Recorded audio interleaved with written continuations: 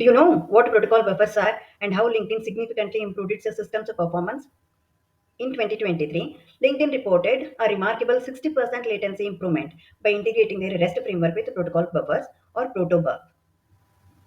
In today's video, we will explore what protocol buffers are and how LinkedIn benefited migrating to protocol buffers. In my 20 plus year career, I have seen numerous performance improvement techniques for web applications, APIs, and big data pipelines.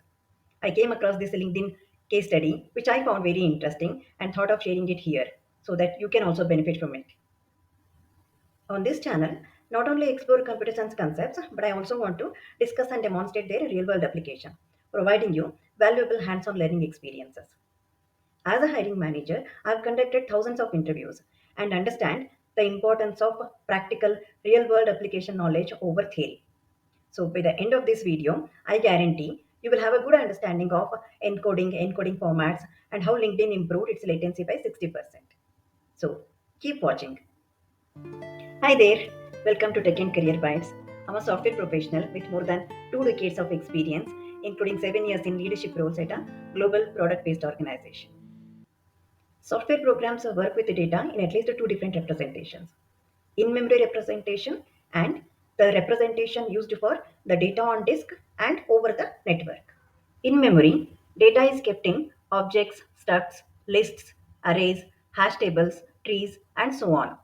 These data structures are optimized for efficient access and manipulation by the CPU.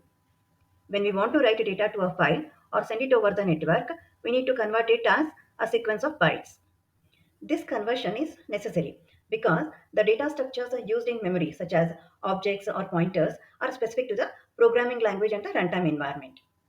Encoding transforms this in memory representation of the data to a format that can be easily and efficiently stored on disk and transferred over the network as a sequence of bytes. The translation from the in memory representation to a byte sequence is called encoding, and the reverse is called decoding. Encoding is also called as serialization or marshalling, and decoding is also called as parsing, deserialization, or unmarshalling. There are numerous encoding formats and encoding libraries available. XML, JSON, CSV are well known and widely supported standardized encoding formats. They are in text format and thus somewhat human readable. LinkedIn, in its homegrown REST framework, has used JSON as default encoding format from the beginning. While JSON served well in terms of broad programming language support and human readability, which in turn eases debuggability, its runtime performance remained far from ideal. Despite several attempts to improve the performance of JSON encoding in the REST framework, it continued to be a bottleneck in many performance profiles. A few challenges LinkedIn faced are: JSON is a verbose textual format. This results in increased network bandwidth usage and higher latencies. Although compression can optimize the size, compression itself consumes additional hardware resources, which may be costly or unavailable. The second challenge was that due to the textual nature of JSON, serialization and deserialization latency and throughput was suboptimal. When looking for a JSON replacement, LinkedIn wanted an alternative that satisfied a few criteria: compact payload size for reduced network bandwidth and lower latencies, high serialization and deserialization efficiency, wide programming language support, and easy integration into their existing REST framework.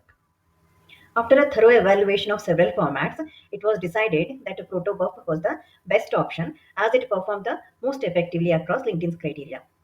Let's understand what a protobuf is. Protocol buffers or protobuf was originally developed at Google.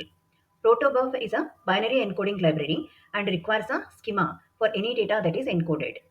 This schema serves as a blueprint for encoding and decoding data. This is somewhat similar to how a class is a blueprint or a template for creating objects in object-oriented programming. With a well-defined schema, protobuf can efficiently encode and decode data without the need to include field names or additional metadata in the serialized output.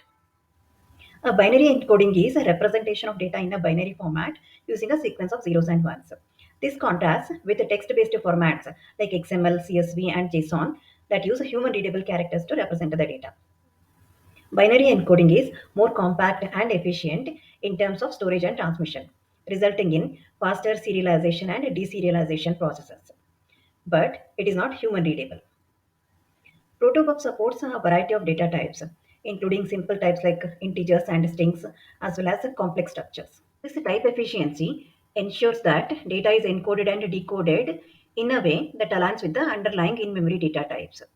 This in turn reduces the overhead associated with type conversion during serialization and deserialization processes.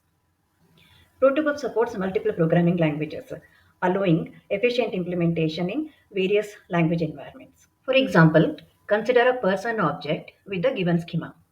Here is the JSON and protobuf representation for the person object. You can see that the protobuf encoding fits the record in only 33 bytes than compared to the 81 bytes JSON textual format.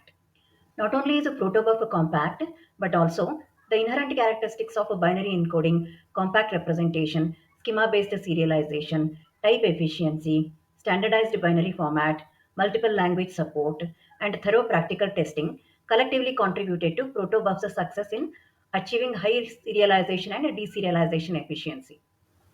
Using protobuf resulted in an average latency improvement of 60% at LinkedIn. Here is the P99 latency comparison chart against JSON when servers are under heavy load.